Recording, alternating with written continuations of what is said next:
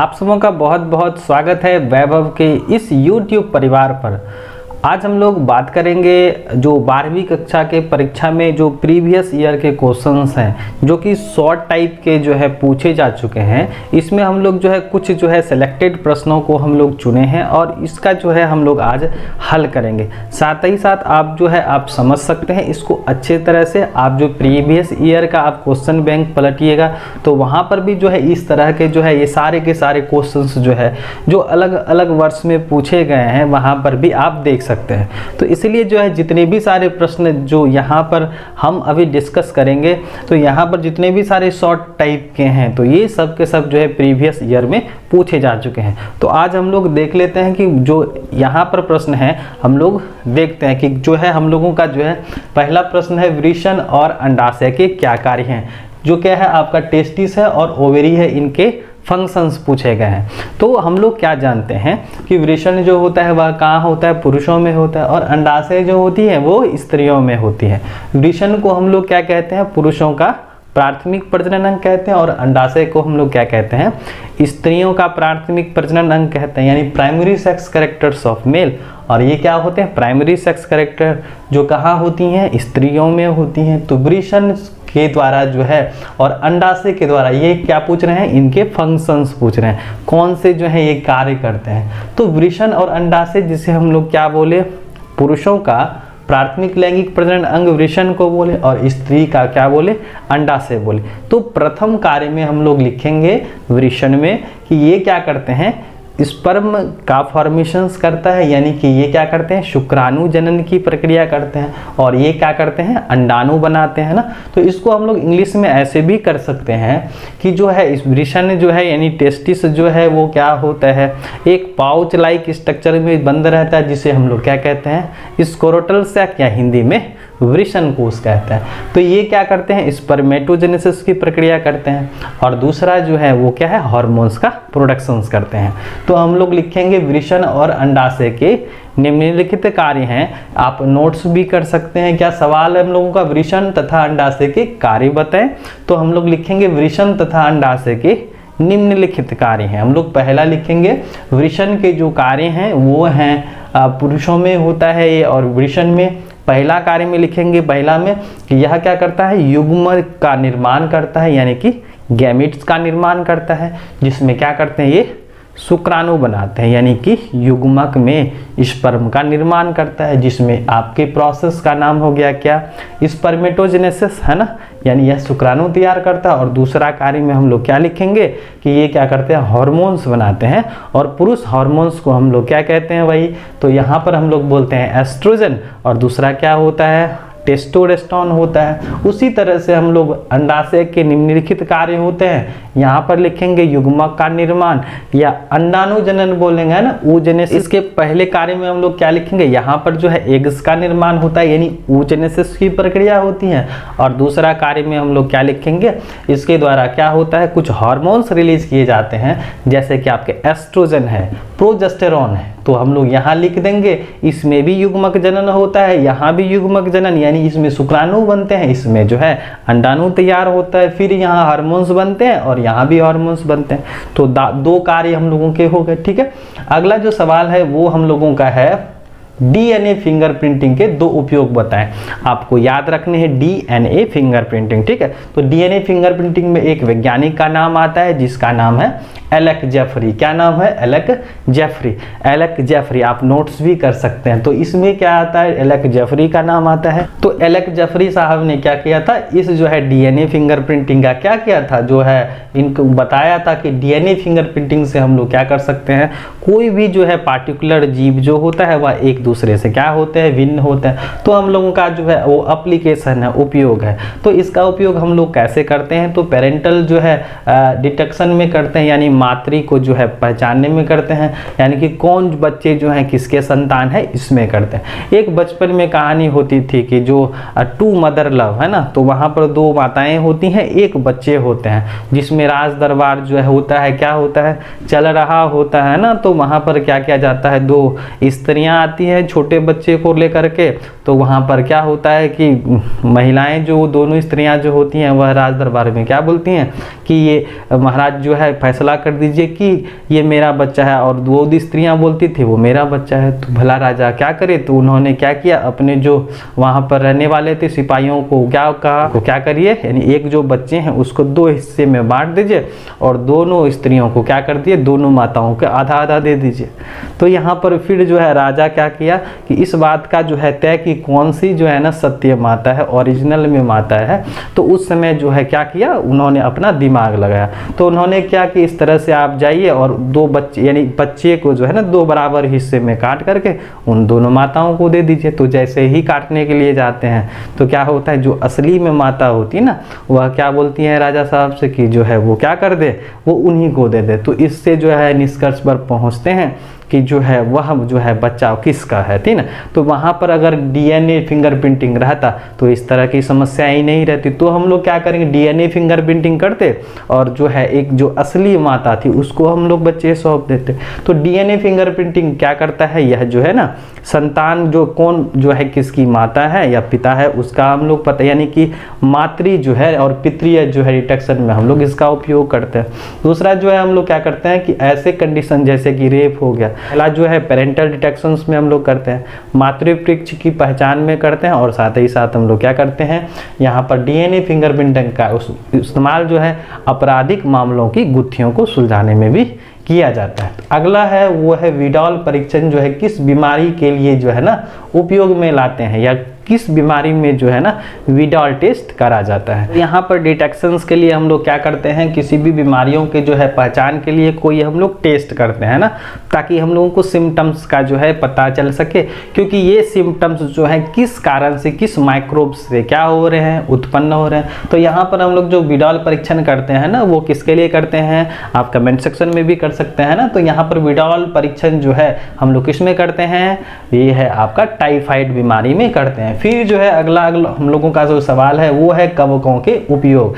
कवक जो है आपका क्या है, एक सूक्ष्म जीव है जिसमें क्या करते हैं हम लोग कवक का इस्तेमाल कहीं कहीं जो है भोजन करने में भी करते हैं, जैसे कि आपके एगेरिकस है ना, गोबर छत्ता है जो एडेबल होते हैं उसका इस्तेमाल हम लोग खाने में भी करते हैं, और कहीं कहीं जो है हम लोग क्या करते हैं इंडस्ट्रियल पर्पस यानी कि औद्योगिक जो है क्षेत्रों में भी हम लोग इसका क्या करते हैं इस्तेमाल करते हैं। जैसे कि आपके सैक्रोमाइसिटीज हो गया ना, बहुत सारे एंटीबायोटिक्स जो है बनाने के लिए, जैसे कि पेनिसिलियम का इस्तेमाल करते हैं जो इसके यानी कवक के अंतर्गत रखे गए हैं, है ना। अगला सवाल है हम लोग का एलिसा। एलिसा का जो है पूरा नाम क्या है या बताएं। तो एलिसा का जो है क्या है पूरा नाम जो होता है वो है एंजाइम लिंक्ड इम्यूनोसॉर्बेंट एसे। क्या है, एंजाइम लिंक्ड इम्यूनोसॉर्बेंट और ए से। तो इसका जो है ना ये एक प्रकार का टेस्ट है जिसमें हम लोग किसमें करते हैं, तो एड्स नामक बीमारी जो एक प्रकार की क्या है वेनेरियल डिजीज है, यानी एक प्रकार के लैंगिक संचारित रोग है। तो हम लोगों को याद रखने हैं कि एलिसा जो है इसका पूरा नाम क्या है, एंजाइम्ड है, लिंक्ड है, इम्यूनो है, सॉर्बेंट है और ऐसे है, ठीक है। तो एलिसा का पूरा नाम हम लोगों ने सीख लिया। अब आगे बढ़िए, मुकुलन क्या है। तो मुकुलन क्या है, एक प्रकार की अलैंगिक प्रजनन की विधि है। क्या है, अलैंगिक प्रजनन की विधि है। इसमें होता क्या है कि जब कोई भी जीवधारी क्या हो जाते हैं, परिपक्व हो जाते हैं ना, विकसित हो जाते हैं, तो इनके शरीर से क्या होता है, उभार होता है ना, उभार जैसी यानी एलिवेशन होता है, जिसमें क्या होता है उंगली सदृश जो है संरचना निकलती है। तो उस संरचना को हम लोग क्या कहते हैं, मुकुल कहते हैं, या इंग्लिश में उसे हम लोग बर्ड कहते हैं, ठीक है, या कली के नाम से भी जानते हैं। तो ये मुकुल क्या होता है, जब विकसित होता है ना, मैच्योरिटी आती है, तो वह अपने पेरेंट सेल से क्या हो जाते हैं, पेरेंट बॉडी से अलग हो जाते हैं। तो यहाँ पर जो है क्या है मुकुलन। तो मुकुलन क्या है, एक ऐसी प्रक्रिया है, किसकी वाही प्रक्रिया है, तो यह है अलैंगिक प्रजनन की प्रक्रिया में आता है। इसमें क्या होता है, तो एक परिपक्व जीव से क्या होता है, एक उंगली सदृश संरचना बनती है, जिसमें क्या होता है विकास के बाद एक नए जीवों का क्या होता है, निर्माण होता है। तो इस प्रक्रिया को हम लोगों ने क्या नाम दिया, मुकुलन नाम दिया, जिसे हम लोग अंग्रेजी भाषा में क्या कहते हैं, बडिंग कहते हैं। जो कहाँ होता है, आपके ईस्ट में होते हैं, आपके हाइड्रा में होते हैं, आपके स्पॉन्जेस में होते हैं। तो बड कहाँ बनता है, इसके आधार पर भी जो है हम लोग इसको दो हिस्सों में बांटते हैं। एक जो है आपका वो क्या है, बाह्य मुकुलन है, और दूसरा क्या है, आंतरिक मुकुलन। बाह्य अगर मुकुलन की बात करें तो इसमें आपका क्या है, ईस्ट आता है, हाइड्रा आता है। और आंतरिक मुकुलन की बात करें तो इसमें क्या आता है, स्पॉन्जेज आते हैं। स्पॉन्जेज यानी पोरीफेरा का जो मेंबर्स होता है, जिसे हम लोग मुख्य रूप से क्या कहते हैं, स्पॉन्ज कहते हैं। और उनकी खास बात क्या होती है, उनके जो है शरीर पर क्या होते हैं, छिद्र पाए जाते हैं। वो है शुक्राणु के जो है मध्य भाग में क्या पाया जाता है, यानी कि मिडिल पोर्शंस में जो है ना मनुष्य के शुक्राणु में क्या उपस्थित होता है। और हम लोग जानते हैं कि शुक्राणु जो होता है हमारे शरीर की सबसे छोटी कोशिका होती हैं। तो शुक्राणु, सवाल है कि शुक्राणु के मध्य भाग में क्या पाया जाता है। तो हम लोगों को याद रखने हैं, जो क्या पाया जाता है, माइटोकॉन्ड्रिया पाया जाता है, जिसे हम लोग क्या कहते हैं, ऊर्जा गृह कहते हैं। जो क्या करता है, शुक्राणु को कैपेसिएशन यानी कि क्षमता प्रदान करता है। ठीक है, आगे हम लोग बढ़ते हैं। अगला जो है वो है क्या है, गीमा का निर्माण किसमें होता है। गीमा, तो देखिए याद रखने हम लोगों को, गीमा जो होता है ना, जो क्या क्या होता है, एक कपलाई की स्ट्रक्चर होता है, जो आपके ब्रायोफाइटा है, हम लोग पढ़ चुके हैं। हम लोग को पता होना चाहिए कि ब्रायोफाइटा जो होता है वह पादप का क्या है, एक डिवीजन है, जिसमें कि आपके थैलो, ब्रायो, टेरिडो, जिम्नो और एंजियो आते हैं। तो उनका जो एक डिवीजन है पौधे जगत का, तो जिसमें क्या आता है हम लोगों का, वो आता है ब्रायोफाइटा, है ना, जिसे हम लोग क्या कहते हैं, पादप जगत का उभयचर कहते हैं ना, पादप जगत का उभयचर यानी amphibians of the plant kingdom. तो होता क्या है कि डॉर्सल सरफेस पर जो है ना क्या बनते हैं, एक कपलाई की स्ट्रक्चर बनता है, यानी कि एक प्याली नुमा संरचना बनती हैं, जिसे हम लोग क्या कहते हैं, गीमा कप कहते हैं। और यही गीमा कप क्या करता है, एक नए जीवों को बनाने में मदद करता है। तो सवाल है कि गीमा कप का निर्माण किसमें होता है, तो हम लोगों को लिखने हैं क्या, ब्रायोफाइटा के सदस्य जैसे मार्केंसिया होता है, पेलिया होता है, एंथोसिरस होता है, इन लोगों में क्या होता है, इन सभी सदस्यों में क्या होता है, गीमा कप का निर्माण होता है ना। तो हम लोग लिख सकते हैं गीमा कप का निर्माण किसमें होता है, तो ब्रायोफाइटा के मार्केंसिया में होता है। ये भी आप नोट्स कर सकते हैं। ठीक है, उसके बाद हम लोग का है गेम्यूल कहाँ बनता है। गेम्यूल, अब बात है गेम्यूल की, तो गेम्यूल बनते हैं क्या, यहाँ पर तो स्पॉन्ज में बनते हैं ना, जो किसका मेंबर्स है, पोरीफेरा। और पोरीफेरा आपके क्या है, एक प्रकार के संघ है, जिसे हम लोग क्या कहते हैं, फाइलम कहते हैं। तो उसमें होता क्या है कि इंटरनल सरफेस पर क्या बनते हैं, एक कॉम्पैक्ट मास ऑफ बॉडी बनते हैं, जिसे हम लोग क्या कहते हैं, गेम्यूल कहते हैं। तो गेम्यूल कहाँ बनता है, तो हम लोग बोलेंगे गेम्यूल कहाँ बनता है, तो स्पॉन्ज में बनता है ना, यानी पोरीफेरा के मेंबर्स में बनता है।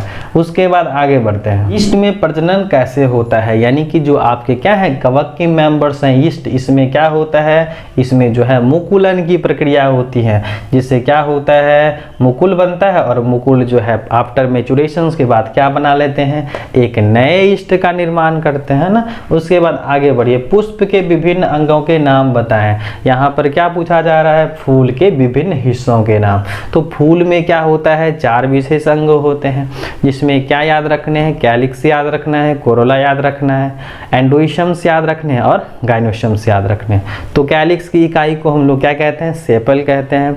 कोरोला की इकाई को हम लोग क्या कहते हैं, पेटल कहते हैं। एंडोइशम जो पुष्प का क्या है, पुरुष प्रजनन अंग है, यानी नर प्रजनन अंग है।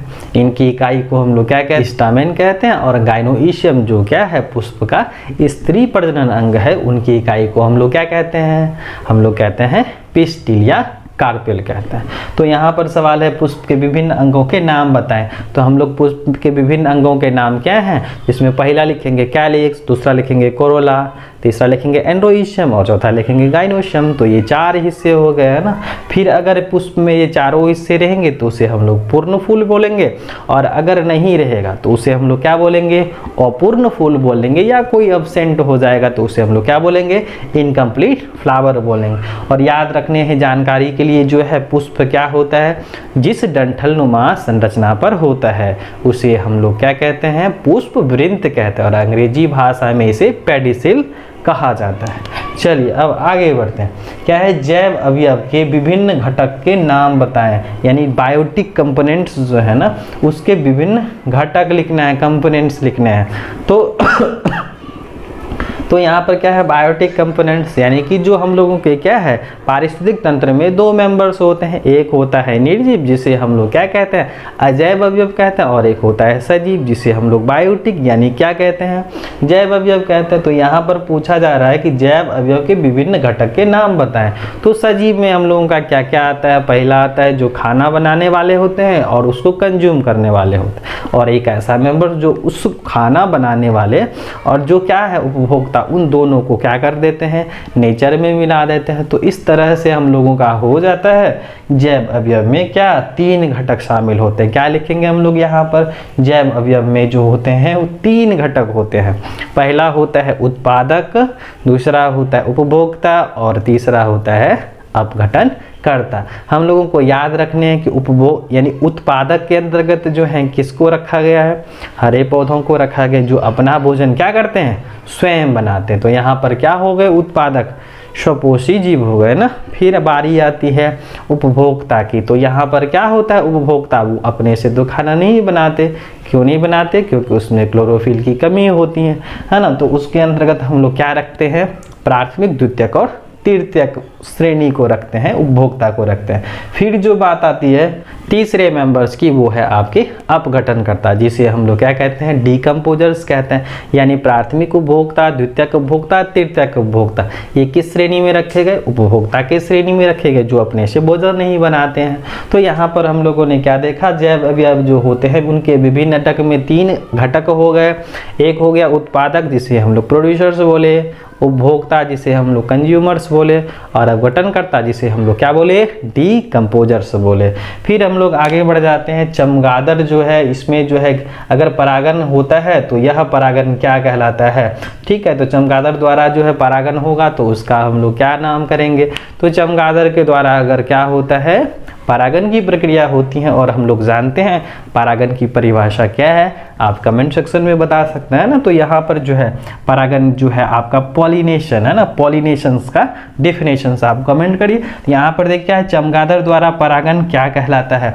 तो परागन हम लोग पढ़े हैं, क्या पढ़े हैं कि जो ट्रांसफॉर्मेशन होता है किसका भाई, तो पॉलन ग्रेन्स का है ना।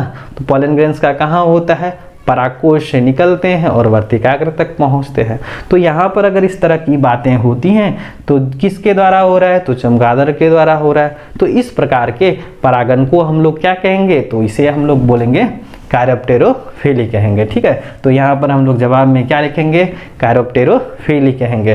फिर बात आती है परागन की परिभाषा की, ठीक है। तो परागन की परिभाषा हमें हम लोग क्या लिखेंगे कि यहाँ पर क्या होता है परागकण का जो है परागकोश से निकल कर है ना, परागकण कहाँ बनते हैं, तो हम लोगों के यानी नर पुष्प के जो है नर प्रजनन अंग जिसे हम लोग क्या कहते हैं एंड्रोइशंस कहते हैं, पुमंग कहते हैं। वहाँ पर क्या होते हैं 3 हिस्से होते हैं, स्टामेन में 3 भाग होता है। लोगों का क्या है आपका जो है एंथर है, आपका फिलामेंट है और कनेक्टिव है। तो एंथर में क्या बनता है, वहाँ बनते हैं आपके परागकण। तो वही परागकण कहाँ पहुँचने हैं, गाइनोइशियम के जो है ओवरी स्टाइल और स्टिग्मा वाले पोर्शंस में। तो हम लोग इसको कैसे लिख सकेंगे, कैसे लिखेंगे कि जो परागन है एक ऐसी प्रक्रिया है जिसमें क्या होता है परागकण जो है वह परागकोश से निकलता है और वर्तिकाग्र पर आकर के गिरता है। तो ये जो ट्रांसफरेशंस की प्रक्रिया है ना, स्थानांतरण की जो प्रक्रिया है, इसी को हम लोगों ने क्या नाम दिया परागन। तो परागन क्या है, पुष्प में क्या होता है जब परागकण परागकोश से निकलकर वर्तिकाग्र तक पहुंचता है ना, तो इसी प्रक्रिया को हम लोग क्या कहते हैं परागन कहते हैं। क्या कहते हैं परागन कहते हैं। बात आती है अब एक संकरण क्रॉस के फिनोटाइप और जीनोटाइप की। तो इसका जो है हम लोग को क्या करना है मान बताना है कि जो है यहाँ पर मान क्या होता है जीनोटाइप और फिनोटाइप में, किसका भाई, तो एक संकरण क्रॉस का है ना, मोनो हाइब्रिड क्रॉस का। जो ग्रेगर जॉन मेंडल ने क्या किया था, 2 एक्सपेरिमेंट करे थे मटर के पौधों पर, और उसमें क्या कहा गया था, इसमें जो है मोनो हाइब्रिड क्रॉस और डाई हाइब्रिड क्रॉस। और ग्रेगर जॉन मेंडल को हम लोग क्या कहते हैं आनुवांशिकी का पिता कहता है। तो यहाँ पर हम लोग देख लेते हैं कि एक संकरण क्रॉस के फिनोटाइप तथा जीनोटाइप का क्या मान है। तो यहाँ पर जो फिनोटाइप जो है इसका मान होता है 3:1 होता है, और जो है एक संकरण क्रॉस का जीनोटाइप का जो मान होता है वह क्या होता है 1:2:1 एक होता है। तो यहाँ पर हम लोगों ने क्या देखा कि जो एक संकरण क्रॉस का जो फिनोटाइप का मान है वो क्या है 3:1 है, और जीनोटाइप का मान क्या है 1:2:1 है। तो हम लोग इतना करने के बाद हम लोग बढ़ जाते हैं आगे और देखते हैं अगला सवाल कि डीएनए के जो है ना 2 गुण बताएं, यानी कि डीएनए में जो है इनका 2 प्रॉपर्टीज बनाना है। और हम लोगों के पास डीएनए यानी कि एक क्या है आनुवांशिक पदार्थ है जिसका पूरा नाम क्या होता है डीऑक्सीराइबोन्यूक्लिक एसिड। क्या होता है डीऑक्सीराइबोन्यूक्लिक एसिड, है ना। तो डीएनए का पूरा नाम क्या होता है डीऑक्सीराइबोन्यूक्लिक एसिड होता है। तो इनका जो है 2 प्रॉपर्टीज है कि डीएनए क्या होते हैं 2 धागे से बने होते हैं, और इसमें जो है क्या होता है डीएनए क्या होते हैं एंटी पैरेलल्स होते हैं। क्या होते हैं एंटी पैरेलल होते हैं। हेलिक्स मॉडल है, और ये मॉडल किसने दिया गया था, कौन दिए थे, तो वाटसन एंड क्रिक मॉडल। कब दिए थे भाई, तो 1953 ईस्वी में दिए थे। तो हम लोग पहला क्या लिखेंगे कि डीएनए क्या होता है, किसी भी जीवों का आनुवांशिक पदार्थ होता है ना, ये आनुवांशिक पदार्थ है जो क्या करते हैं ये गुणों को एक पीढ़ी से दूसरे पीढ़ी में क्या करते हैं संचारित करते हैं। तो यहाँ पर ये जेनेटिक मटेरियल्स हो गए, और दूसरा क्या होता है हेलिक्स मॉडल होता है, यानी डीएनए 2 धागों से मिल करके बने होते हैं। तो हम लोग लिखेंगे डीएनए में जो है इनके 2 गुण निम्नलिखित हैं। पहला क्या होगा, तो डीएनए जो है वो क्या होता है वो 2 धागे से मिल करके बने होते हैं। डीएनए का पूरा नाम क्या होता है डीऑक्सीराइबोन्यूक्लिक एसिड होता है, और ये क्या है एक प्रकार के आनुवांशिक पदार्थ है जो क्या करते हैं एक पीढ़ी से दूसरी पीढ़ी में यह गुणों को क्या करते हैं ढोते हैं, है ना, संचरण करते हैं। अगला जो है वो है सत्य फल और झूठा फल। क्या है सत्य फल की जब हम लोग बात करते हैं तो क्या होता है सत्य फल को हम लोग बोल दिए ट्रू फ्रूट, और झूठा फल को हम लोग क्या बोल दिए फॉल्स फ्रूट।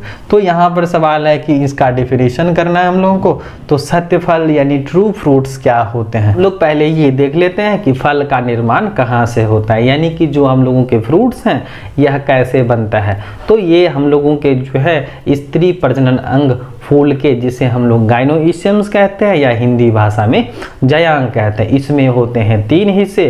कौन कौन भाई, तो इसमें होता है अंडाशय यानी ओवेरी होता है, दूसरा स्टाइल होता है और स्टिग्मा होता है। तो इसमें आफ्टर फर्टिलाइजेशन यानी निषेचन के बाद क्या होता है ये जो ओवेरी है यानी अंडाशय जो है यानी परिपक्व अंडाशय क्या बन जाते हैं ये फल बना लेते हैं। तो यहाँ पर जो है सवाल हम लोगों का है वो है सत्य फल, है ना। तो सत्य फल में हम लोग क्या लिखेंगे कि वैसे फल जिसका निर्माण क्या कहाँ से होता है अंडाशय से होता है, तो उसे हम लोग क्या कहेंगे सत्य फल कहेंगे। जैसे कि आम हो गई, नारियल हो गई, ये सब के सब क्या है सत्य फल है। लेकिन जब हम लोग झूठा फल की बात करते हैं तो इनकी डेफिनेशन में हम लोग लिखेंगे कि वैसे फल जिसका निर्माण अंडाशय को छोड़कर अन्य किसी हिस्से से होगा तो उसे हम लोग फॉल्स फ्रूट कहते हैं या झूठा फल कहते हैं, और इसे हम लोग मिथ्या फल के नाम से भी जानते हैं। इसमें हम लोग जैसे कि थैलेमस है, पुष्पासन है, याद रखना है परीक्षा के दृष्टिकोण से। तो फॉल्स फ्रूट में आपका क्या है एप्पल है यानी सेब है। अब हम लोग बढ़ जाते हैं आगे। अनिषेचित फल से आप क्या समझते हैं, यहाँ पर है पार्थिनोकार्पिक टाइप ऑफ फ्रूट्स। तो वैसे फल जिसका निर्माण क्या होता है बिना निषेचन के होता है तो उसे हम लोग क्या कहते हैं अनिषेचित फल। और इस प्रकार के फल में क्या होता है बीज का निर्माण नहीं होता है। तो सवाल होता है कि अगर इस किसी फल में बीज का निर्माण नहीं होता है तो जो है वह कैसे जो है क्या करेंगे प्रजनन करेंगे, एक नए पौधे को जन्म देंगे। तो इसमें एक कैपेबिलिटी होती है कि वह एक नए पौधे को जन्म दे सकते, जैसे कि उसका हम लोग कायिक प्रवर्धन कर देते हैं ना, वेजिटेटिव प्रोपगेशन कर देते हैं, चाहे उसके तने को काट देते हैं, लीफ को काट देते हैं, एक नया पौधा बनाते हैं। नहीं तो हम लोग क्या करते हैं टिश्यू कल्चर हम लोग उसमें करते हैं जिसमें बीज नहीं लगते हैं। तो यहाँ पर हम लोग जवाब में लिखेंगे अनिषेचित फल किसे कहते हैं हमें कि जो है वैसे फल जिसका निर्माण क्या होता है बिना निषेचन के होता है। तो इस जैसे कि आपके अंगूर हो गए है ना, यहाँ पर केला हो गया, ये सब के सब क्या है यहाँ पर अनिषेचित फल है। तो अनिषेचित फल के उदाहरण में हम लोग क्या लिखेंगे स्ट्रॉबेरी हो गए है ना, केला हो गया, अंगूर हो गया। तो इसको हम लोग रखेंगे अनिषेचित फल में रखेंगे। और हम लोगों को याद रखना है अनिषेचित फल का जो है अंग्रेजी होता है क्या है, इसे हम लोग बोलते हैं पार्थिनोकार्पिक। क्या बोलते हैं पार्थिनोकार्पिक यानी वैसे फल जिसका निर्माण बिना निषेचन के होता है, विदाउट फर्टिलाइजेशन के होगा। और एक टर्म और याद रखने हैं, अनिषेक जनन यानी पार्थिनोजेनेसिस। तो यहाँ पर क्या होगा, एक नए जीवों का विकास होगा बिना निषेचन के। तो इस प्रक्रिया को, इस कहानी को हम लोग क्या बोलेंगे, यहाँ पर बोलेंगे पार्थिनोजेनेसिस। क्या बोलेंगे, यहाँ पर हम लोग शब्द देंगे जेनेसिस यानी कि पार्थिनो और जेनेसिस। तो जिसमें हम लोगों को याद रखने हैं एपीएस यानी मधुमक्खी, उसमें क्या होता है पार्थिनोजेनेसिस होता है, बिना निषेचन के ही क्या होता है, एक नए जीव बनते हैं। उसके बाद आ जाइए यौन संचारित रोग यानी एसटीडी यानी सेक्सुअल ट्रांसमिटेड डिजीज, यानी कि संचारित रोग किसे कहते हैं, या इसे हम लोग वेनेरियल डिजीज के नाम से भी जानते हैं ना, लैंगिक संचारित रोग। तो यह क्या होता है, यह जो है किससे संबंधित है, सेक्स ऑर्गन से संबंधित यानी कि लैंगिक यानी प्रजनन अंगों से संबंधित है। होता क्या है कि इस बीमारी के जो है ट्रांसमिशन में जो है क्या होते हैं, आपस में जो है एक संक्रमित व्यक्ति जो है क्या होते हैं, एक स्वस्थ व्यक्ति से जो है संपर्क में आते हैं। तो इस वजह से क्या होता है, यौन संचारित रोग जो है उत्पन्न होता है। या कहीं जो है ब्लड ट्रांसफ्यूजन अगर हो जाए है ना, एक संक्रमित व्यक्ति के साथ क्या करते हैं, लैंगिक संबंध बनाते हैं, तो इससे क्या होता है, वेनेरियल डिजीज यानी यौन संचारित रोग जो है उत्पन्न होता है। तो हम लोग क्या लिखेंगे, यौन संचारित रोग जो है वैसे रोग है जो क्या है, यौन अंगों से संबंधित है ना, तो उसे हम लोग क्या बोलेंगे, यौन संचारित रोग बोलेंगे या वेनेरियल डिजीज कहेंगे, या उसे हम लोग सेक्सुअल ट्रांसमिटेड डिजीज कहते हैं। ठीक है, उसके बाद बात आती है जैव विविधता की यानी कि बायोडायवर्सिटी। सवाल है कि जैव विविधता क्या है, यह कितने प्रकार के होते हैं, टाइप्स पूछा गया है। ठीक है, तो बायोडायवर्सिटी जो है दो शब्द से मिलकर के बने हैं, बायो और डायवर्सिटी। यहाँ पर हिंदी जो टर्म दिया गया है जैव के विविधता यानी जीवों की विविधता, और विविधता हम लोग कैसे समझेंगे, तो आइए हम लोग जानते हैं। होता क्या है कि हम लोग कहाँ रहते हैं, हम लोग रहते हैं अर्थ सरफेस पर। हम लोग के पास जो है अगर गौर से देखें तो हम लोगों के चारों तरफ क्या है, विभिन्न प्रकार के पेड़ पौधे और जीव जंतु हैं। तो हम लोग ये जो देख रहे हैं पेड़ पौधे हैं, जीव जंतु हैं, तो ये अलग अलग वेराइटीज़ के हैं, है ना। तो इन सबों में जो पाए जाने वाले विभिन्नता है ना, तो इसी को हम लोगों ने क्या नाम दिया, जैव विविधता। तो हम लोग इसको इस तरह से डिफाइन कर सकते हैं कि बायोडायवर्सिटी जो है वह क्या है, वेराइटीज एंड वेरिएबिलिटी है। किसकी, जीवों की, ऑर्गेनिजम्स की। तो varieties and variability of an organism is called biodiversity, यानी जीवों में पाए जाने वाली जो विभिन्नता है ना, उसी को हम लोग क्या बोलते हैं, जैव विविधता कहते हैं। यह कितने प्रकार के होते हैं, तो ये होते हैं भाई 3 प्रकार के। पहला होता है जेनेटिक बायोडायवर्सिटी, दूसरा होता है स्पेसिफिक बायोडायवर्सिटी यानी स्पीसीज बायोडायवर्सिटी, और होता है इकोलॉजिकल बायोडायवर्सिटी। तो हम लोगों ने सीखा कि जैव विविधता क्या है, तो varieties and variability of organism है, जीवों में पाए जाने वाली विभिन्नता को क्या बोले, जैव विविधता बोले। और यह 3 प्रकार के हो गए, एक हो गया स्पीसीज, दूसरा क्या हो गया जेनेटिक, और उसके बाद क्या होता है इकोलॉजिकल बायोडायवर्सिटी होता है। फिर हम लोग आगे बढ़ जाते हैं, विपुंसन से आप क्या समझते हैं। विपुंसन जो है वो क्या है, इमस्कुलेशन टर्म आता है, यह क्यों किया जाता है, तो याद रखने हैं कि विपुंसन से आप क्या समझते हैं।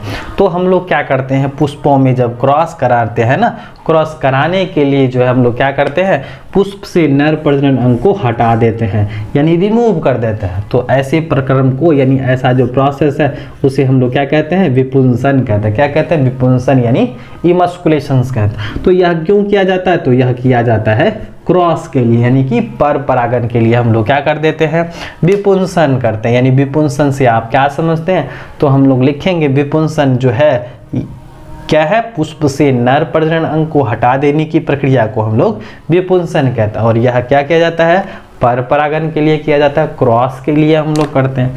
आगे बढ़ते हैं, ओजोन परत क्या है यानी ओजोन लेयर क्या है, तो आइए हम लोग समझ लेते हैं। तो यह जो है हम लोग लिखेंगे कि यह हमारी जो है किस प्रकार से रक्षा करता है। तो ओजोन परत क्या होता है, तो हम लोग जानते हैं कि हम लोगों का जो वायुमंडल है, जल मंडल है और स्थल मंडल है, ये तीनों आपस में मिल करके क्या करते हैं, जैव मंडल का निर्माण करते हैं। ऑब्जेक्टिव में बहुत बार प्रीवियस ईयर के क्वेश्चन में पूछा भी गया है कि बायोस्फीयर यानी कि जैव मंडल का निर्माण किससे होता है, ऑब्जेक्टिव में भी दिए रहते हैं। तो इसमें से जो है स्थल मंडल है, वायुमंडल है, जल मंडल है, या ऑल ऑफ द अबव, यानी कि यहाँ पर जो है सभी है। तो हम लोगों को याद रखने हैं जैव मंडल का जो निर्माण होता है वह जल मंडल, स्थल मंडल और वायुमंडल से मिलकर के बने होते हैं। तो वायुमंडल में ही क्या होता है, एक विशेष प्रकार का क्या होता है, अम्ब्रेला लाइक यानी छातेनुमा संरचना होता है, जो हम लोगों को क्या करता है, सूर्य से आने वाली जो परावैंगनिक किरण है, जो हार्मफुल जो है किरण है, वो पृथ्वी पर सीधे ना पहुंचे, इसीलिए जो है हम लोगों को प्रकृति ने दिया है एक प्रकार का परत, जो सूर्य से आने वाली जो परावैंगनिक किरणें हैं, जो हम लोगों को क्या कर सकती हैं, घातक पहुंचा सकती हैं, हार्मफुल हो सकती हैं, तो वह सीधे ना पहुंचे, जिससे क्या होगा, जीवन पर प्रतिकूल प्रभाव पड़ेगा। तो इसके लिए एक विशेष प्रकार का लेयर बना दिया गया है, जिसे हम लोग क्या कहते हैं, ओजोन परत कहते हैं। यह रक्षा करता है परावैंगनिक से, है ना। तो रक्षा कैसे करता है, तो अगर वो सीधे पहुंच जाए ना पृथ्वी पर, तो हम लोगों में किस तरह की समस्याएं, जैसे कि जो है कैंसर जैसी समस्याएं, स्किन संबंधित समस्याएं, और आंख में जो है जिस तरह की बीमारियां जैसे कि मोतियाबिंद, तो अगर ये परत ना रहे हम लोगों के ओजोन परत, तो यह क्या हो सकता है, हम लोगों में विभिन्न बीमारी जैसे कि मोतियाबिंद, स्किन संबंधित समस्याएं और जो है कैंसर संबंधित समस्याएं जो है उत्परिवर्तन साथ साथ समस्याएं जो है हम लोगों में उत्पन्न कर सकती हैं।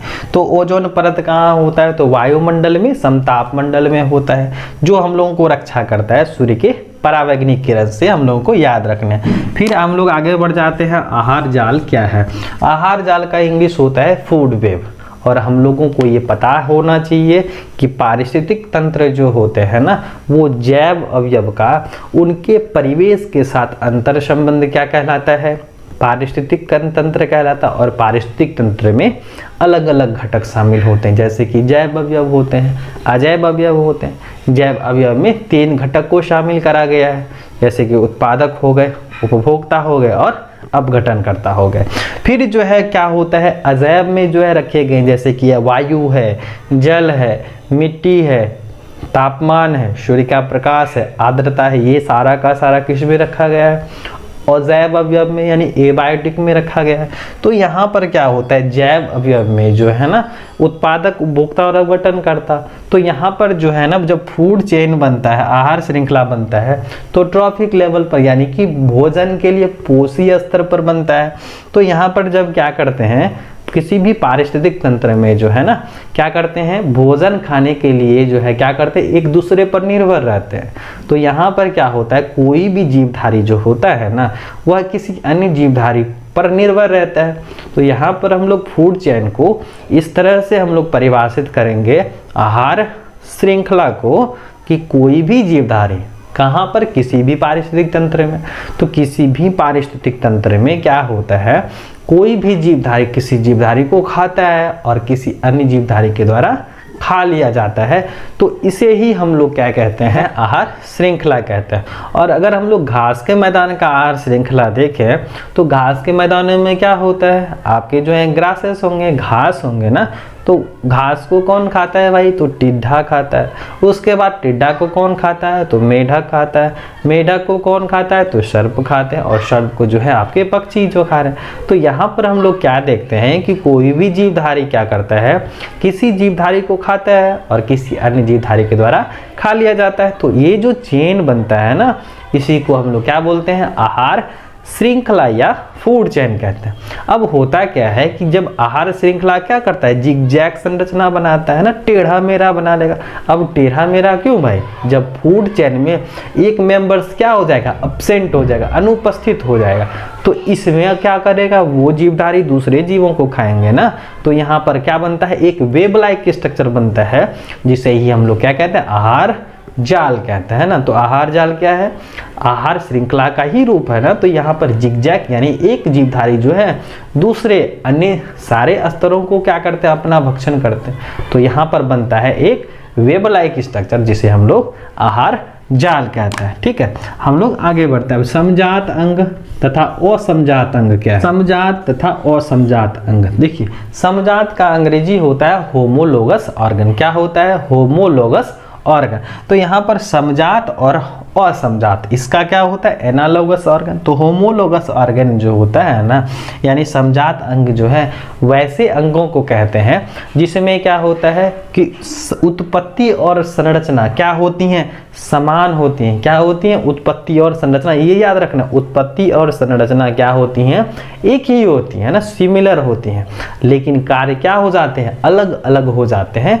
तो इसमें हम लोग इसको क्या बोलते हैं, वैसे अंगों को समजात कहते हैं। क्या कहते हैं, समजात, यानी कि इसे हम लोग क्या बोलेंगे, होमोलोगस ऑर्गन कहेंगे।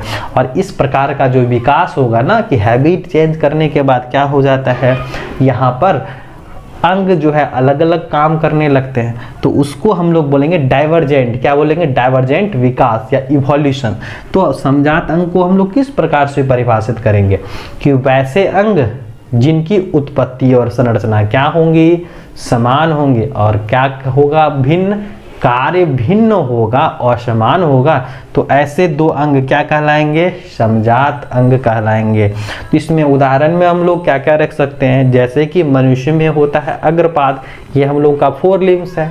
पक्षियों के अग्रपाद, घोड़े गाय के अग्रपाद जो होते हैं ना, जैसे हम लोग लिखने में इस्तेमाल करते हैं, पक्षियां जो है उड़ने में इस्तेमाल करती है ना, उसी तरह से जो है घोड़े गाय जो है चलने के लिए करते हैं।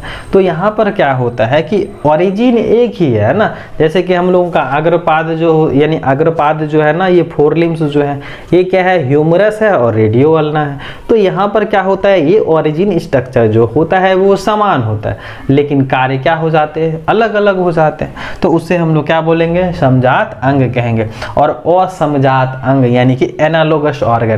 तो एनालोगस ऑर्गन जो है या असमजात अंग जो है ना, वैसे अंगों को कहा जाता है जिनमें क्या होगा, उत्पत्ति और संरचना क्या होंगी, उत्पत्ति और संरचना यहाँ पर क्या है, समान है, लेकिन यहाँ पर क्या होगा, उत्पत्ति संरचना क्या होगा, अलग अलग होगा, लेकिन कार्य क्या होगा, समान होगा।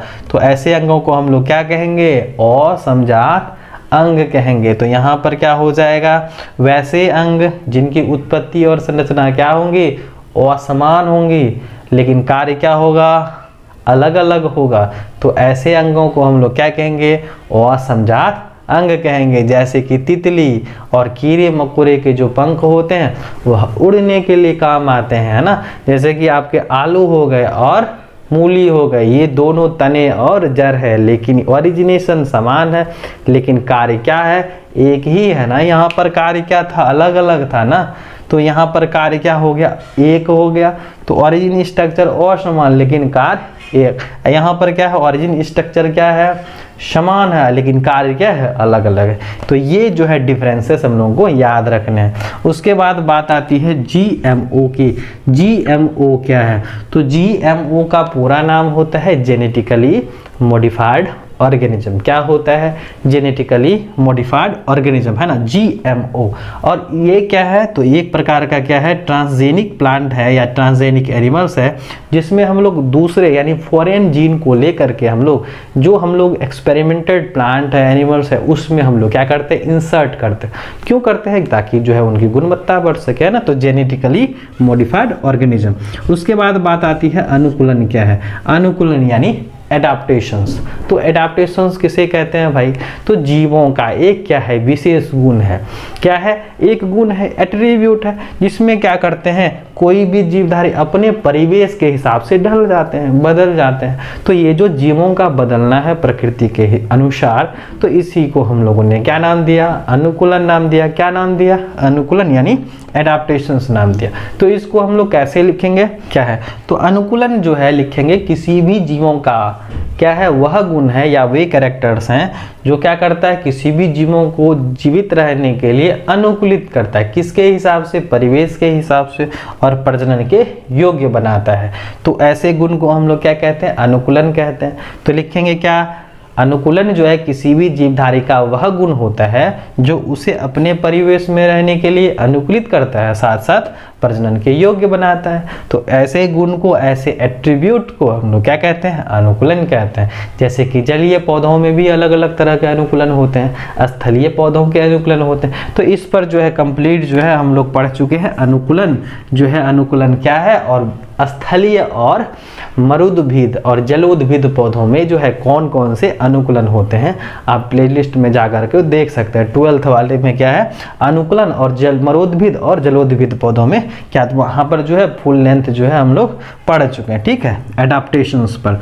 फिर हम लोग आगे बढ़ जाते हैं, सूक्ष्म जीव क्या है, मानव कल्याण में इनकी क्या उपयोगिता है बताएं। तो जो है यूज हम लोगों को पढ़ना है ना। तो सूक्ष्म जीव जो है आपके माइक्रो ऑर्गेनिजम्स यानी माइक्रोब्स, यानी वैसे जीव जिसे हम लोग खुले आंखों से नहीं देख सकते हैं, उसे हम लोग क्या कहते हैं, सूक्ष्म जीव कहते हैं ना, माइक्रो ऑर्गेनिजम्स कहते हैं। और इसके अंतर्गत हम लोग रखते हैं जीवाणु को रखते हैं, विषाणु को रखते हैं, प्रोटोजोआ को रखते हैं ना, बैक्टीरियोफेज को रखते हैं, वायरोइड्स को रखते हैं, प्रायोन्स को रखते हैं। तो ये हम लोगों को उदाहरण याद रखने हैं कि सूक्ष्म जीव जो है वैसे जीवों को कहा जाता है जो क्या होते हैं, खुले आंखों से दिखलाई नहीं पड़ते हैं। इसके अंतर्गत जो है जीवाणु, विषाणु, प्रोटोजोआ है ना, ये सारे के सारे रखे गए। अब सवाल हुआ है कि मानव कल्याण में इनकी क्या उपयोगिता है ना। तो सूक्ष्म जीव का हम लोग कहाँ कहाँ इस्तेमाल करते हैं, और हम लोग जानते हैं सूक्ष्म जीव जो हर एक स्थान पर है, इसीलिए हम लोगों ने इसे क्या कहा, सर्वव्यापी कहा। क्या कहा, सर्वव्यापी जीवधारी है, यानी ओमनी प्रेजेंट है। और इसके लिए हम लोग टेक्निकल वर्ड्स यूज करते हैं, यूबिक्यूटस ऑर्गेनिज्म है ना, ये टर्म याद रखने, यूबिक्यूटस ऑर्गेनिज्म, ठीक है, आप नोट्स भी कर सकते हैं। तो मानव कल्याण में इसकी क्या उपयोगिता है ना। तो हम लोगों के जो है डेली लाइफ में इसका क्या इस्तेमाल है, तो हम लोग इसका इस्तेमाल करते हैं नॉर्मली दूध से दही बनाने में करते हैं। तो दूध से दही बनाने के लिए हम लोग किस जीवाणु का इस्तेमाल करते हैं, आप कमेंट सेक्शन में बता सकते हैं, ठीक है। तो यहाँ पर हम लोग क्या करते हैं, दूध से दही बनाते हैं। ब्रेड मेकिंग के लिए हम लोग क्या करते हैं, सैक्रोमाइसेटिस सेरेविसियाई का इस्तेमाल करते हैं। औद्योगिक में भी हम लोग करते हैं ना, जैसे कि हम लोग ब्रेड मेकिंग बड़े पैमाने पर करते हैं ना, इंडस्ट्रियल पर्पस से करते हैं। उसके बाद हम लोग करते हैं बायो फर्टिलाइजर्स में करते हैं, जीवाणु हो गए जैसे कि राइजोबियम हम लोगों का है, फिर आपका जो है क्लोस्ट्रीडियम है, एजोटोबैक्टर है, ये सारे के सारे है ना। कवक में आपका माइकोराइजा आ जाता है, और उसके बाद जो है आपके ब्लू ग्रीन एल्गी यानी साइनोबैक्टीरिया, आपका नीलहरित शैवाल में जो है याद रखने हैं नॉस्टॉक, एनाबिना और ओसिलेटेरिया। कभी कभी जो है एग्जाम्पल पूछ दिए जाते हैं कि 2 नीलहरित शैवाल के नाम बताएं, जिसमें हम लोगों को याद रखने हैं कि नॉस्टॉक है, एनाबिना है और ओसिलेटेरिया है। और ये इसलिए भी क्योंकि नाइट्रोजन स्थिरीकरण का काम करते हैं, क्योंकि इसमें क्या होता है भाई, तो इसमें होता है हेटेरोसिस्ट, जिसमें नाइट्रोजन फिक्सेशन की क्षमता होती है। तो इस तरह से जो है हम लोगों का जो है मानव कल्याण में सूक्ष्म जीव की क्या क्या उपयोगिता हो जाएगी। तो हम लोग दूध से दही बनाते हैं ना, ब्रेड मेकिंग करते हैं, एसिड्स बनाते हैं, कुछ जैसे लैक्टिक एसिड बैक्टीरिया है, एसिटोबैक्टर एसिड या एसिटी करते हैं। उसके बाद जो है आपका क्या एंटीबायोटिक्स प्रोडक्शन करते हैं। एंटीबायोटिक्स में हम लोग को याद रखने हैं पेनिसिलिन है ना, जिससे क्या होता है, एक विशेष प्रकार के कवक पेनिसिलियम नोटेटम से प्राप्त किया जाता है। फिर हम लोगों ने क्या देखा, बायोगैस में भी हम लोग करते हैं ना, मेथेनोजेंस का इस्तेमाल करते हैं। तो यहाँ पर जो है हम लोग अलग अलग क्षेत्रों में हम लोग क्या करते हैं, इन सूक्ष्म जीवों का इस्तेमाल करते हैं। वाहित मल यानी कि जो है वेस्ट ट्रीटमेंट्स में भी हम लोग क्या करते हैं, सूक्ष्म जीवों का उपयोग करते हैं। तो ये हम लोगों को याद रखने हैं कि इस क्षेत्रों में जो है ना सूक्ष्म जीव का उपयोग करा जाता है, ठीक है। अब बात आती है द्विविभाजन और बहुविभाजन की, यानी कि बाइनरी फिजन और मल्टीपल फिजन्स के। तो हम लोगों को ये पता है कि जब लैंगिक प्रजनन की बातें आती है, जिसमें सिंगल पेरेंट सेल्स भाग लेते हैं, तो वहां पर क्या होता है, एकल मातृ कोशिका भाग लेती है ना। और जीव क्या हो जाते हैं, जब परिपक्व हो जाते हैं यानी मैच्योरिटी आ जाती है, तो वो क्या करते हैं, या तो वो 2 हिस्से या तो बहुत सारे हिस्से में बदल जाते हैं। तो अगर जीवधारी क्या करेगा, परिपक्व होकर के 2 नए जीव बनाएगा, तो उसे हम लोग क्या बोलेंगे, बाइनरी फिजन यानी द्विविभाजन बोलेंगे। और अगर बहुत सारे हिस्से में बदल जाएंगे तो उसे हम लोग क्या कहेंगे, बहुविभाजन की प्रक्रिया कहेंगे। तो अमीबा में होता है द्विविभाजन, कब होता है, तो यह होता है फेवरेबल कंडीशन में, अनुकूल परिस्थिति में होती है।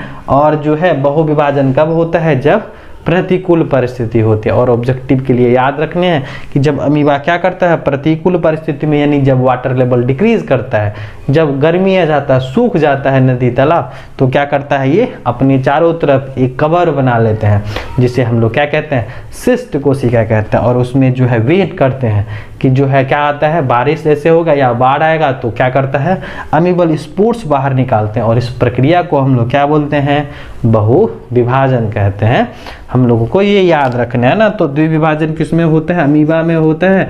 कब होता है भाई? तो यह होता है अनुकूल परिस्थिति में। और जब बहु विभाजन की बातें आती है तो यह होता है प्रतिकूल परिस्थिति में, है ना। उसके बाद मनुष्य के जो है 2 गुणसूत्रीय विकार बताएं, यानी क्रोमोसोमल डिसऑर्डर्स के बारे में पूछा जा रहा है। तो हम लोगों के कक्षा में दिया गया है कि हम लोगों में जो है अलग अलग प्रकार के क्रोमोसोमल्स अरेंजमेंट्स के आधार पर जो है क्या होता है, अलग अलग प्रकार के विकार पैदा होते हैं, एबरेशंस होता है ना। तो यहाँ पर जो डिसऑर्डर्स होते हैं ना, वह कौन कौन से हैं? तो हम लोग को याद रखने टर्नर सिंड्रोम, कैलिनी-फिल्टर सिंड्रोम और डाउन सिंड्रोम, है ना। तो 3 विकार है। तो यहाँ पर हम लोगों को सवाल में जो है 2 पूछा गया है। 2 गुणसूत्रीय विकार का नाम बताना है। तो डाउन और टर्नर सिंड्रोम कर सकते हैं, लेकिन याद रखना है कैलिनी-फिल्टर सिंड्रोम जो है हम लोगों के कक्षा में दिया गया है। अब हम लोग आगे बढ़ते हैं। रोग का प्रसार कैसे होता है, यानी बीमारी जो होती हैं वह किस तरह से जो है एक व्यक्ति से दूसरे शरीर में जाती हैं। तो यह जो है हम लोगों को खान पान से, हवा से भी, बहुत सारे वेक्टर से भी क्या करते हैं, यह एक जगह से दूसरे जगह आ जा सकते हैं, यानी इसका ट्रांसमिशन होता है। फिर हम लोग आगे देख लेते हैं उत्तक संवर्धन, है ना। टिश्यू कल्चर क्या है? टिश्यू कल्चर यानी उत्तक संवर्धन। हम लोग देखिए यहाँ पर भी हम लोग पढ़े थे, है ना, कि जो है जहाँ पर क्या होता है अनिषेचित फल होता है, तो उसमें हम लोग बायो प्रोसेस बायोटेक्नोलॉजी क्या करते हैं, एक नए पौधे बनाते हैं मॉडर्न टेक्नोलॉजी थ्योरी पर।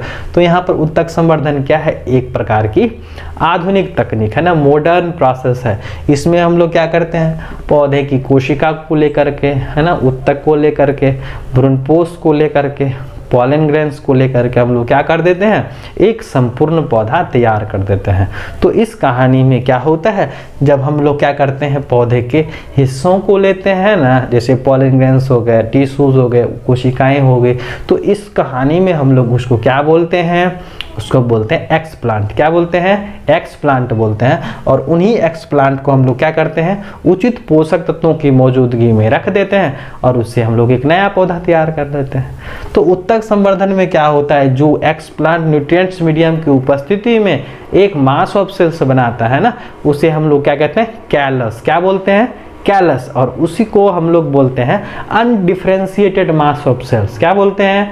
Undifferentiated mass of cell. क्या है उत्तक संवर्धन? क्या है? तो उत्तक संवर्धन क्या है, एक आधुनिक और जटिल प्रक्रिया है जिसमें हम लोग क्या करते हैं, पौधों के सेल्स को, टिश्यूज को, इम्ब्रायो को ले करके हम लोग क्या करते हैं, एक संपूर्ण पौधा तैयार करते हैं। कहाँ पर करते हैं भाई?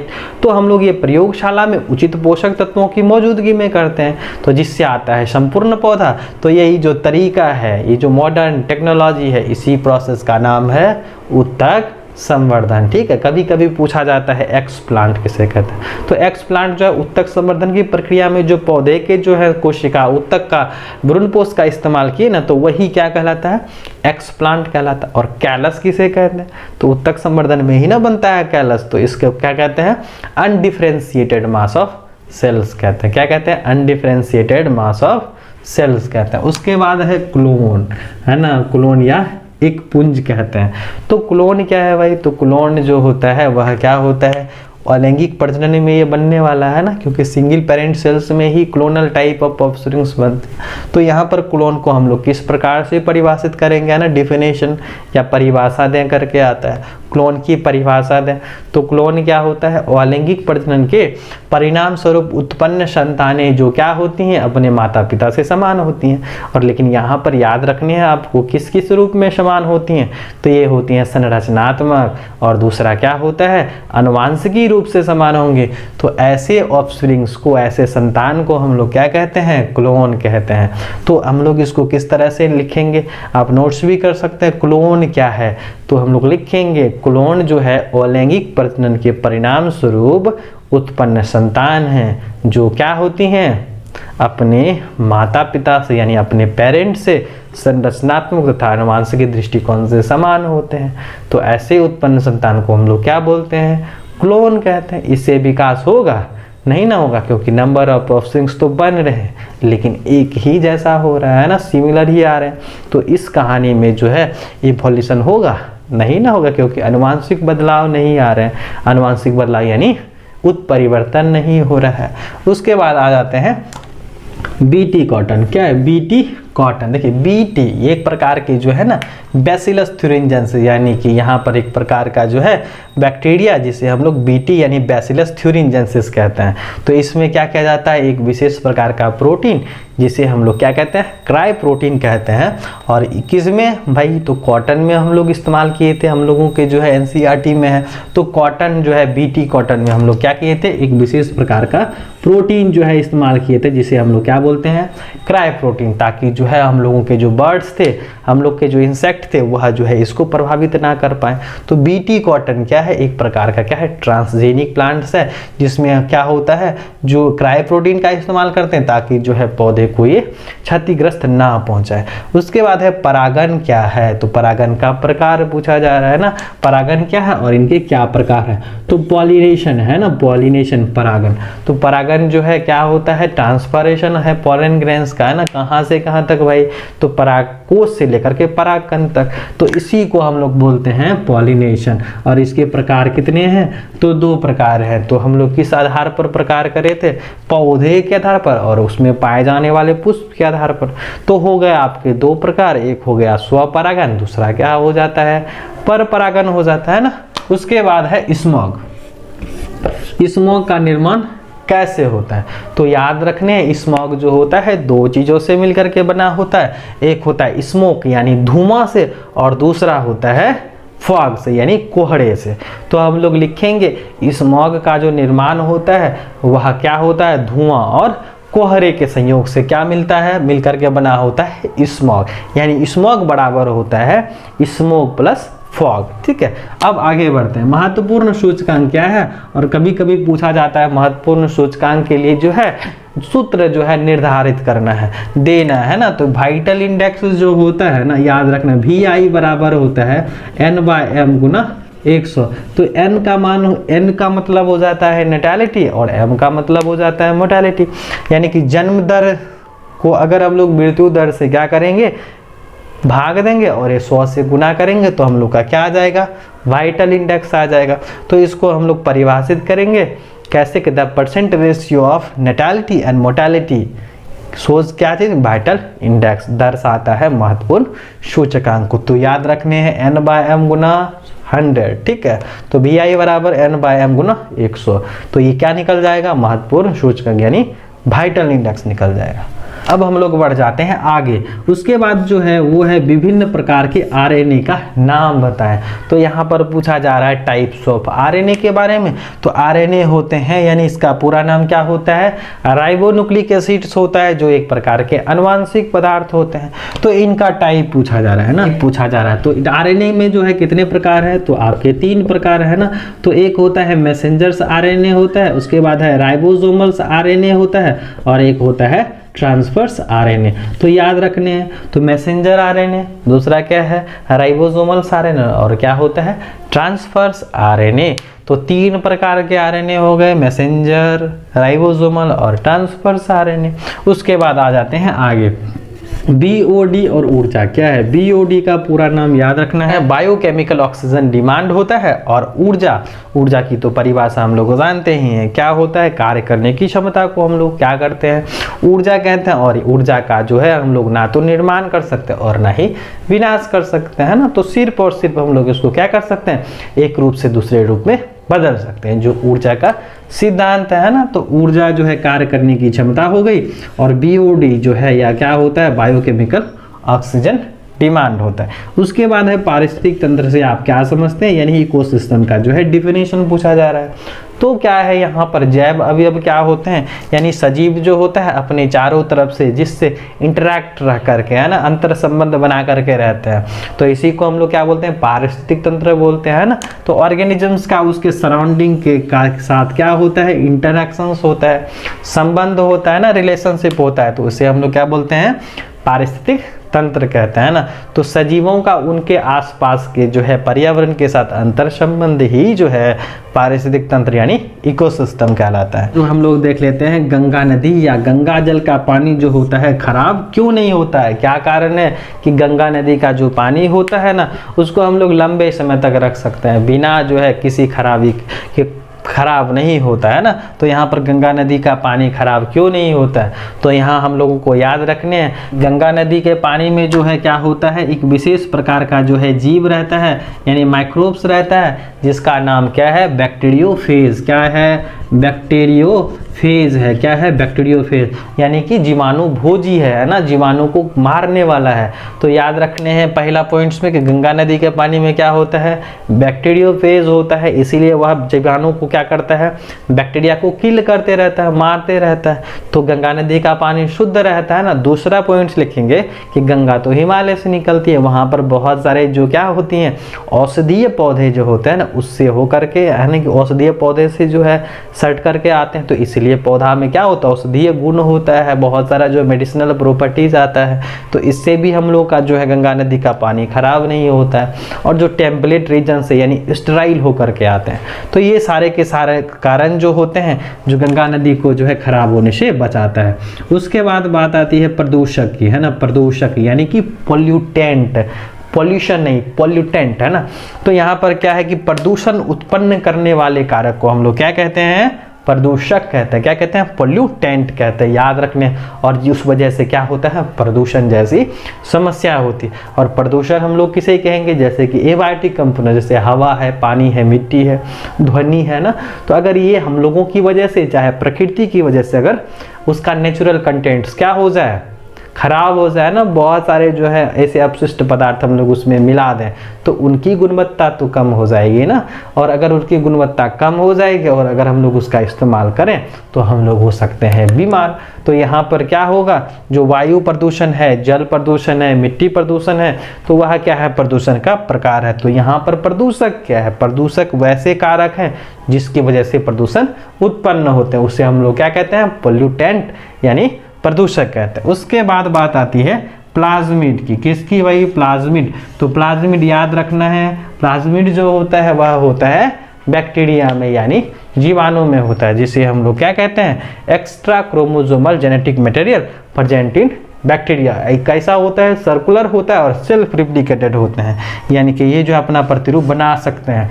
तो ये है आपके प्लाज्मिड, ठीक है। तो हम लोगों को जो है याद रखने हैं, प्लाज्मिड जो होता है वह जीवाणु में होता है, एक्स्ट्रा क्रोमोसोमल जेनेटिक मटेरियल्स, और ये सर्कुलर होते हैं। तो कुल मिलाकर के बात ये है कि इतना से जो है हम लोगों का विषय से लेकर के इतने सारे जो प्रश्न थे ये हम लोगों ने जो है जो शॉर्ट किया।